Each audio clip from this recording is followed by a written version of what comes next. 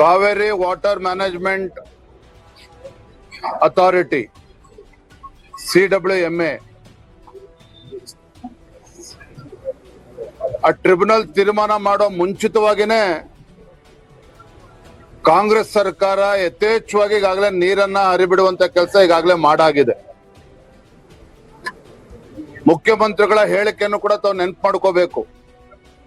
ಕಾವೇರಿ ಕೊಳ್ಳದ ರೈತರು ಯಾರು ಕೂಡ ಬಿತ್ತನೆ ಮಾಡಬಾರದು ಅನ್ನುವ ಹೇಳಿಕೆಯನ್ನು ಕೂಡ ನೀಡಿದ್ರು. ಮಾನ್ಯ ಮುಖ್ಯಮಂತ್ರಿಗಳ ನಡವಳಿಕೆನ ಗಮನಿಸ್ತಾ ಇದ್ರೆ ಮನೆಗೆ ಮಾರಿ ಊರಿಗೆ ಉಪಕಾರಿ ಎಂದಂತಾಗಿದೆ ಅವರ ನಡವಳಿಕೆ. ಮನೆಗೆ ಮಾರಿ ಊರಿಗೆ ಉಪಕಾರಿ ಎಂದಂಗ ಆಗಿದೆ. ಯಾಕೆಂತ ಹೇಳಿದ್ರೆ ಇವತ್ತು ನಮ್ಮ ಈ ಭಾಗದ ರೈತರಿಗೆ ದನ ಕರುಗಳಿಗೂ ಕೂಡ ಕುಡಿಯಕ್ಕೆ ನೀರು ಸಿಗ್ತಲ್ಲ ಅಂತ ಪರಿಸ್ಥಿತಿ ಇದೆ.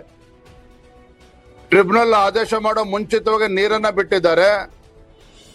ಕಾವೇರಿ ವಾಟರ್ ಮ್ಯಾನೇಜ್ಮೆಂಟ್ ಟ್ರಿಬ್ಯುನಲ್ ಮುಂದೆ ಸರಿಯಾದ ರೀತಿಯಲ್ಲಿ ವಾದ ಮಂಡನೆ ಮಾಡದೇ ಇರ್ತಕ್ಕಂತ ಪರಿಣಾಮವಾಗೇನೆ ಇಂಥ ತೀರ್ಪು ಇವತ್ತು ಟ್ರಿಬ್ಯುನಲ್ ಅಲ್ಲಿ ಬಂದಿರುವಂತದ್ದು. ನಾನು ಮಾನ್ಯ ಮುಖ್ಯಮಂತ್ರಿಗಳಿಗೆ ಹೇಳೋದಕ್ಕೆ ಇಚ್ಛೆ ಪಡ್ತೇನೆ, ರಾಜ್ಯದ ಈ ಕಾವೇರಿ ಕೊಳ್ಳದ ರೈತರ ರಕ್ಷಣೆ ಮಾಡುವಂತದ್ದು ರಾಜ್ಯ ಸರ್ಕಾರದ ಕರ್ತವ್ಯ ಇದೆ, ಮುಖ್ಯಮಂತ್ರಿಗಳ ಕರ್ತವ್ಯ ಕೂಡ ಇದೆ. ತಡ ಮಾಡದೇನೆ ತತ್ಕ್ಷಣ ಮರುಪರಿಶೀಲನಾ ಅರ್ಜಿಯನ್ನ ಕಾವೇರಿ ವಾಟರ್ ಮ್ಯಾನೇಜ್ಮೆಂಟ್ ಟ್ರಿಬ್ಯುನಲ್ ಮುಂದೆ ಹಾಕಬೇಕು ಅಂತೇಳಿ ಸಂದರ್ಭದಲ್ಲಿ ಆಗ್ರಹ ಪಡಿಸ್ತಾ ಇದ್ದೇನೆ.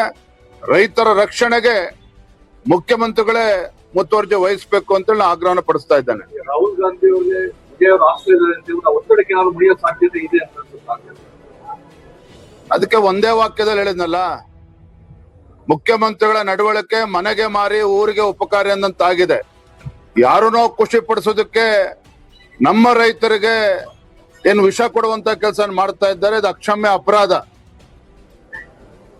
ಹಾಗಾಗಿ ಮಾನ್ಯ ಮುಖ್ಯಮಂತ್ರಿಗಳೇ ತತ್ಕ್ಷಣ ಮರುಪರಿಶೀಲನಾ ಅರ್ಜಿಯನ್ನ ಹಾಕಿ ಸರಿಯಾದ ರೀತಿಯಲ್ಲಿ ವಾದ ಮಂಡನೆ ಆಗ್ಬೇಕು. ಆ ರೀತಿ ಅವರು ಜವಾಬ್ದಾರಿಯನ್ನ ತೆಗೆದುಕೊಳ್ಬೇಕಾಗ್ತದೆ.